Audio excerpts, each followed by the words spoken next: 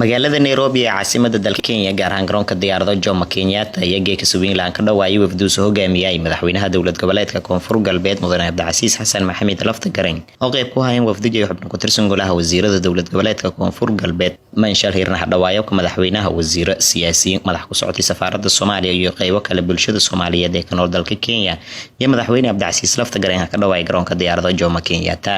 socdaalka madaxweynaha ayaa ay ko maalmo qaadada doona kaas oo antius rooga Kenya kulamo shalgadiisan usulweel dhada doona saaxiibada Soomaaliya iyo hay'ado ku shaqeeyo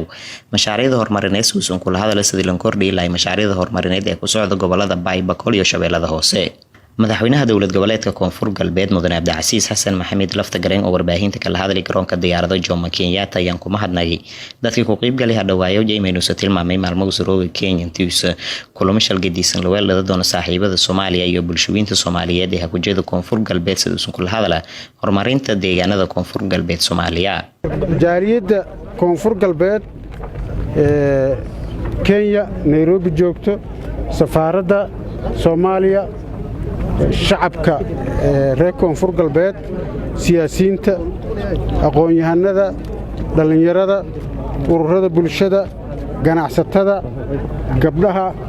salaamu calaykum waraxmatullaahi wabarakaatuh waxaan rabaa inaan inkaga mahad celiyo soo dhaweyntii diiranayd oo sharafta badnayd oo is soo xilqaanteen oo soo dhaweyseen sida walaalnimada leh aad iyo aad ugu mahadsantiin aadaan ugu faraxsannahay inaan aragno soo dhaweyntiina quruxda badan insha Allah waa nimid wadankii baan ka nimid waa la nabad qabay aad baa loo fiicnaa dalkii waa barwaaqaysnaa waa nabdoonaa alxamdulillah aadaan u fiicannahay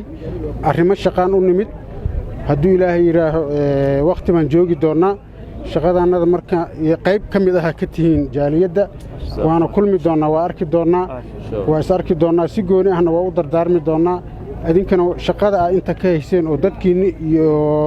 deegaankii aad u hayseen aad ugu mahadsantihiin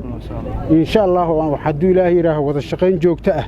iyo xiriir joogto ah iyo iska warqabna waa samayn doonaa aad iyo aad u mahadsantihiin waqtiga oo kulul Kenya oo saan u kulul mar ma arkin iyo saa isu soo xilqaanteen aad ugu mahadsantihiin Faisal Maxamed Isaaq warbaahinta dowladda Koonfur Galbeed